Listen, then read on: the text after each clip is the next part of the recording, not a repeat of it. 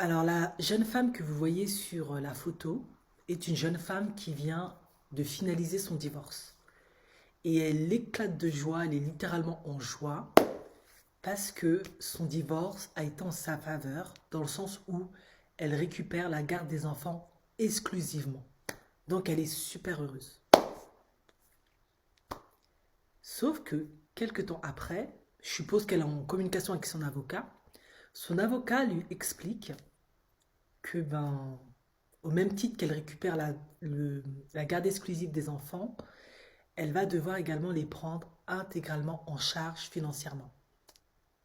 Et là, elle pète un câble, elle est dégoûtée. Malheureusement, je ne peux pas vous montrer la vidéo parce que vous connaissez YouTube, etc. Mais elle est complètement dégoûtée. Alors, personnellement, un divorce, de préférence, si possible, s'il doit en tout cas arriver un divorce, il y a quand même des enfants, essayez de faire en sorte que ça ne devienne pas une guerre, que votre ex devienne votre ennemi. Alors, je peux comprendre qu'on peut parfois divorcer parce que peut-être l'autre a commis des actes impardonnables, qui nous ont profondément blessés, humiliés, fait souffrir. Mais franchement, essayez un maximum. Je sais que c'est pas facile parce qu'on est comme des humains, on a des émotions, de vraiment tenir compte qu'il y a quand même des enfants. Et quoi qu'il en soit, ça reste quand même leur père. Et eux, ils sont au-delà de toutes les problématiques d'adultes. Ils aiment leur père comme il est, pour l'amour qu'il leur donne, ses qualités, ses défauts. Un enfant, c'est comme ça, il aime son père malgré ses qualités, malgré ses défauts. Et tous vos conflits, il ne peut pas l'appréhender en fait. Par conséquent, il faut faire attention à ça. Et deux, je ne le dirai jamais assez. On peut être marié avec un homme, effectivement, selon le régime, on peut s'en tirer avec quelque chose ou pas, mais il peut arriver des cas de figure comme celui-là où on peut s'en tirer avec rien. Donc si l'objectif de ce divorce c'était de pouvoir récupérer une pension alimentaire conséquente, là de ce que j'avais compris, elle était censée avoir 4 000 $. Donc je suppose que c'est un homme qui devait très bien gagner sa vie, un high value man comme on les appelle aux États-Unis. Et visiblement, elle n'aura rien. Donc, qu'est-ce qui peut se passer pour qu'on se retrouve dans une situation où il n'y a rien? Je vous l'ai déjà dit, en Occident, hein, et pas que, mais on va parler d'Occident parce que les lois sont quand même beaucoup plus abouties au niveau des droits de la femme, tout un tas de choses, et des lois, on va dire, clairement.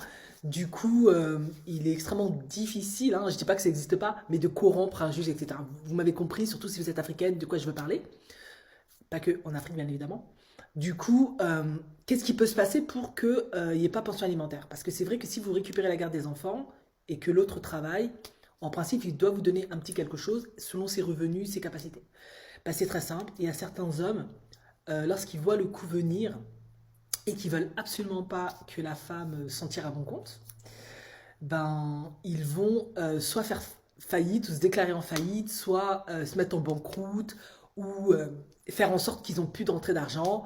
Il y a plein de manières de procéder pour ne plus avoir d'entrée d'argent ou créer des situations où on ne peut pas leur faire de saisie de salaire, soit ils se mettent d'accord avec leur employeur, enfin peu importe. Il y a plein de manières de procéder. Après, je crois que dans le cas de la France, les juges, la CAF, je ne sais pas trop quoi, peuvent s'entendre avec l'employeur pour faire des saisies sur salaire. Mais il y a des hommes, hein, ils sont vraiment féroces à ce niveau. Ils n'aiment pas du tout se faire entuber. Ils veulent pas être les dindons. Donc ils peuvent parfaitement, carrément quitter leur job. Comme ça, ils n'ont pas d'entrée d'argent. Et puis, je crois que, après, je peux me tromper, mais de ce que j'avais compris, les calculs se font d'une période à une période. Donc, s'il perd son job là et qu'il donne des revenus où il a rien, ou voilà, peu importe, je vais pas rentrer dans ces complications, mais voilà. Et je pense que c'est ce qui a dû lui arriver. Je pense que lui, quand il a compris qu'elle voulait la garde exclusive des enfants, elle ne voulait pas faire garde partagée et qu'il allait devoir lui verser 4 000 $. Et je pense qu'il a dû se dire, parce que c'est ce que disent beaucoup d'hommes, elle va rien foutre, elle va rester à la maison et moi je vais devoir l'entretenir, elle va se faire prendre par n'importe quel mec. C'est ce qu'il pense, hein, littéralement. Je sais que c'est dur, mais c'est ce qu'il pense. Et je peux les comprendre, ça doit être dur de se dire, la femme que j'ai aimée, que j'ai épousée, la mère de mes enfants, elle ne sera plus exclusive à moi. Eh bien, ils disent non, non, non, il y en a, ils sont bons seigneurs, ils jouent le jeu, et d'autres, ils disent non, non, non, c'est hors de question. Tout ce que voudront mes enfants, ils me demanderont à moi directement. Moi, j'assure pas son train de vie. Donc, qu'est-ce qu'ils font? Ils se mettent en faillite, ils se mettent au chômage, ils mettent leur entreprise machin, ils créent tout un tas de documents qui font que ils sont déclarés pas solvables. Voilà. Beaucoup, beaucoup de phrases pour dire pas solvable. Et du coup, on se retrouve comme cette femme en train de pleurer parce que maintenant, elle réalise que elle va devoir prendre en charge la garde de ses deux enfants. Et si elle ne travaillait pas, comme la vidéo que j'ai déjà faite, elle va devoir aller travailler. Si elle n'a pas de qualification, elle va devoir faire deux jobs, des jobs ingrats. Elle est très jolie, ça va altérer sa beauté, son humeur. Et elle risque de se retrouver dans des situations très compliquées.